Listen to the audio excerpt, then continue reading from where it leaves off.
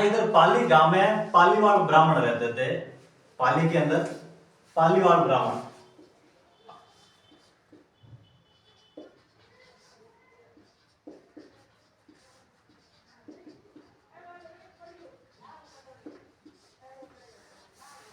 पाली के अंदर पालीवाल ब्राह्मण रहा करते थे और वो जो है व्यापार का काम किया करते थे। जहाँ व्यापार होता है वहां पे वाजिब सी बात होती है कि वहां लूट मार ज्यादा होगी। तो पालीवाल ब्राह्मण व्यापार का काम किया करते थे अपने मारवाड़ में, पाली गांव में रहा करते थे। तो उनके वहां लूट मार ज्यादा होती थी। तो लूट मार के कारण वहां पे जो रक्षा करने के लिए वहां राष्ट्रकूट रहा करते थे। तो उनके वहां राष्ट्रकूट रहा करते थे। राष्ट्रकूट जो है उन ब्राह्मणों की रक्षा किया करते थे और उन्हें लुटेरों से बचाया करते थे। बदले में जो है ब्राह्मण, पालीवाल ब्राह्मण उन्हें टैक्स पे कर दिया करते थे। राष्ट्रकूट उनकी रक्षा करते थे और ये उन्हें टैक्स दे दिया करते थे। तो कुछ समय बाद यहाँ से राष्ट्रकूट चले जाते हैं तो वापस लुटेरे इन पर हावी हो जाते हैं। तो ये आपस में बात करते हैं कि अब हमें जो है अपने उन राजा के पास चलकर बात करनी चाहिए कि आप हमें यहाँ आकर रहिए और हमें लुटेरों से बचाइए और हम जो है आपको टैक्स पे कर दिया करेंगे। तो इसी बीच जो है ये पालीवाल ब्राह्मण कनौज के पास बदायूं पड़ता है, वहां के राजा सैतराम थे। तो वहां ये जाते हैं कनौज के पास बदायूं गांव होता है, वहां के राजा थे सैतराम। तो ये तो कनौज के पास बदायूं पड़ता, वहां के राजा सैतराम थे। तो सैतराम के पास जाते हैं उधर और अपने राजा के लिए कहते हैं आप वहां से एक बंदा हमारे यहाँ भेज दीजिए ताकि हमारी रक्षा कर सके और हम उन्हें जो है टैक्स दे दिया करेंगे। ये सोचकर यहाँ से जो है बदायूं की तरफ निकलते हैं ये पालीवाल ब्राह्मण। और ये बदायूं के जंगल में पहुंचते हैं तो यहाँ एक थोड़ा तोतक देखते हैं। वहां पे एक जंगल था और जंगल में जो है कुछ शेर आपस में लड़ रहे थे बदायूं के पास में।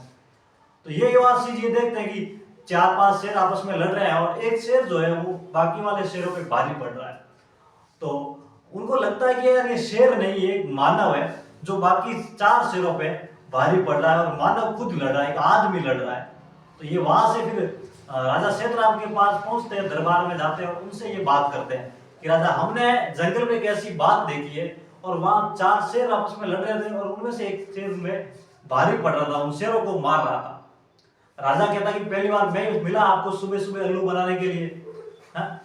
तो कहते हैं कि राजा आप माफ करो तो हम आपको एक बात बताते हैं जो एक राज है पहले का। बदायूं की जंगल से वो निकल रहे थे तो वहां एक शेर देखते हैं और तो वो राजा के पास जाते हैं और राजा को बताते हैं कि राजा हमने जंगल में इस तरह की चीज देखी है। तो राजा कहते हैं कि आज सुबह सुबह मैं मिला आपको उल्लू बनाने के लिए। तो वो कहते हैं ऐसी बात नहीं है राजा, हमने वास्तव में ऐसी चीज देखी है। वहां 4-5 शेर लड़ रहे थे और एक शेर उनमें से बाकी वालों शेरों पे भारी पड़ रहा था। तभी वहां बैठे आदमियों से एक आदमी बोलता है राजा से कि महाराज माफ किया जाए तो हम आपको एक बात बताएं।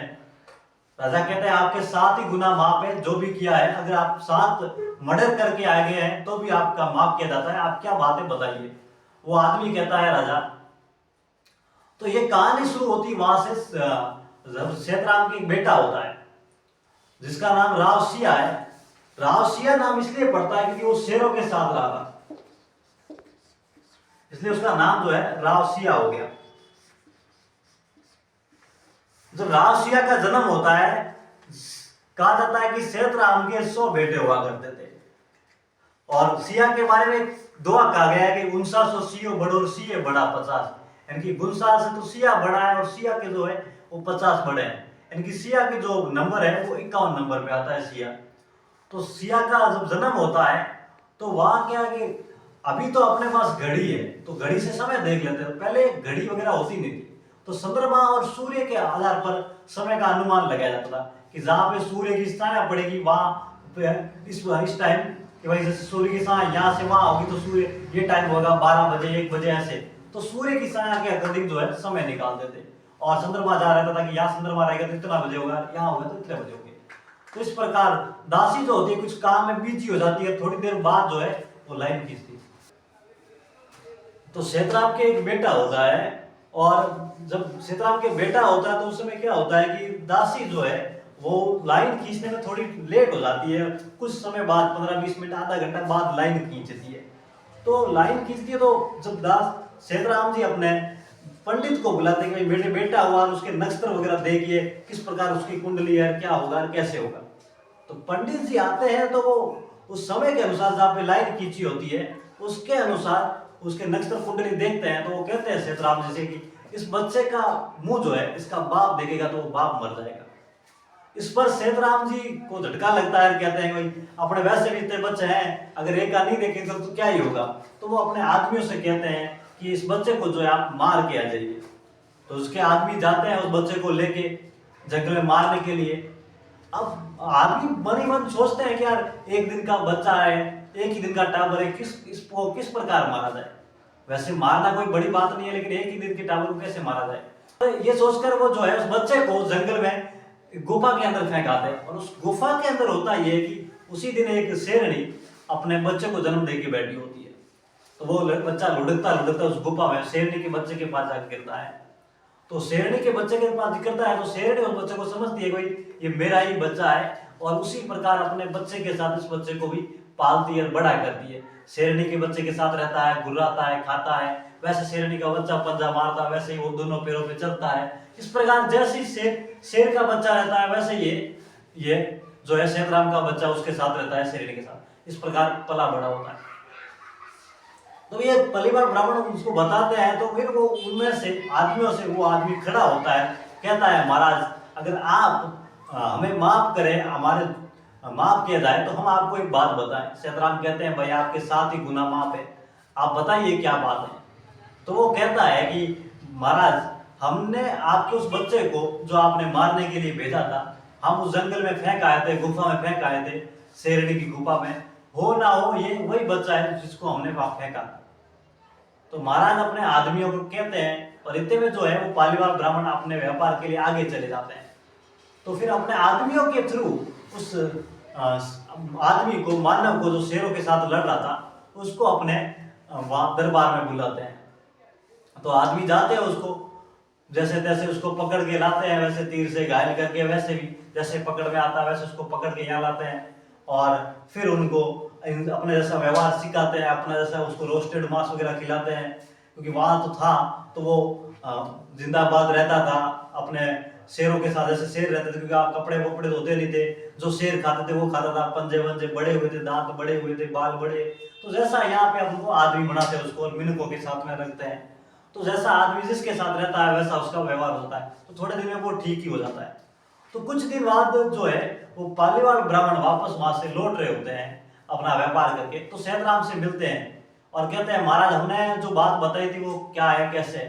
तो महाराज कहते हैं बिल्कुल ठीक है, हम यहाँ दरबार में लेके आ गए हैं, अब अपने साथ में रहता है, अपने जैसा व्यवहार करता है, सीख गया सब कुछ। और सेतराम उनसे कहते हैं कि बताइए आपकी मैं क्या सेवा करूं। तो ब्राह्मण कहते हैं महाराज हम तो आपके पास ही आ रहे थे, हम आए इसलिए थे कि आप जो है अपना कोई राजकुमार यहाँ का अपने वहां भेज दीजिए हमारे वहां, ताकि हमें जो है लुटेरों से बचा सके, ताकि हमारा जो धन माल की जो हानि हो उससे बचा सके। और हम जो है आपके कोई राजकुमार को जो वहां आएगा उसको टैक्स दे दिया करेंगे, वो हमारी रक्षा कर दिया करेगा। सेतराम जी कहते हैं कि अपने इतने सारे बच्चे हैं, आप किसी को भी ले जाइए, क्योंकि सेतराम के बेटों की कमी तो थी नहीं, तो किसी को भी ले जाइए। वो कहते हैं नहीं महाराज हमें तो ये बंदा ही दे दीजिए जो शेरों के साथ लड़ रहा था। महाराज कहते हैं ठीक है जैसी आपकी इच्छा ले जाइए। तो वहां से जो है राव सिया वो मारवाड़ आते हैं और पाली आते हैं पालीवाल ब्राह्मणों की रक्षा करने के लिए। और खेड़ पड़ता है जो बाड़मेर में, वहां अपनी राजधानी बनाते हैं और यहाँ रहते हैं और अच्छी तरह से इनकी जो है रक्षा करते हैं। जो भी लुटेरे होते हैं उनको यहाँ पे खत्म करते हैं, लुटेरों को लगभग ना के बराबर छोड़ते हैं यहाँ पे। और इसी तरह से लड़ते लड़ते एक लड़ाई होती है गायों की, पाली के गांव पड़ता है पास में बिट्टू वहां, और उस लड़ाई में जो है वीर गति को प्राप्त हो जाते हैं। तो उस बिट्टू में इनकी राव सिया की छतरी बनी हुई है। तो खेड़ को राजधानी बनाते हैं। और क्या जाता है कि जो राठौड़ों के जो मूल पुरुष है, राठौड़ वंश की जो स्थापना करने वाले हैं या राठौड़ वंश के जो संस्थापक है वो राव सिया ही है। अब इनका राव सिया जो नाम है वो इसलिए है क्योंकि ये शेरों के साथ रहे थे, तो शेरों के साथ रहने के कारण इनका नाम जो है वो राव सिया हो गया। रावसिया जो है वो 100 भाई थे, क्योंकि सेतराम के 100 बेटे थे। और रावसिया के बारे में दुआ क्या आ गया है, जो पहले बताया मैंने कि गुनसासो सियो बड़ो सिए बड़ा 50, यानी कि सी गुनसास भाइयों से तो सिया बड़ा है, और सिए से जो बड़े हैं वो 50, यानी कि सिया जो है वो 51 नंबर पे है कि गुनसासो सियो बड़ो सिए बड़ा 50। तो इस प्रकार जो है रावसिया राठौड़ वंश की स्थापना करते हैं अपने मारवाड़ में। तो बाकी के उनके बाद के जो भी राठौड़ है वो रावसिया के ही वंशज है। रावसिया जो है वो राष्ट्रकूट थे वहां के, कहते हैं भाई पहले यहाँ पे पाली में राष्ट्रकूट रक्षा किया करते थे, फिर वो बाद में वहां से चले जाते हैं, फिर कनौज में वही राष्ट्रकूट हुआ करते थे, तो वहां से वापस रावसिया यहाँ आते हैं और इनकी रक्षा करते हैं यहाँ पे। तो गुनसासो सियो बड़ो सिए बड़ा 50। और रावसिया के बाद जो है इनके बेटे होते हैं आस्तान जी, वो यहाँ पर इनके उत्तराधिकारी बनते हैं और खेड़ पर अपने राज करते हैं। इनके एक बेटे और हुए थे सोनिंग जी, और एक होते अज्जा जी।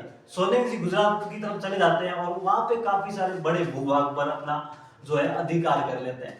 फिर रावसिया के बाद अपने आस्तान जी बनते हैं, आस्तान जी के बाद जो है वो दुअड़ जी जो है उत्तराधिकारी बनते हैं। और दुअड़ जी के जो राजस्थान जी के जो एक बेटे और थे दादर जी, जिनके बेटे पाबूजी राठौड़ हुआ करते हैं।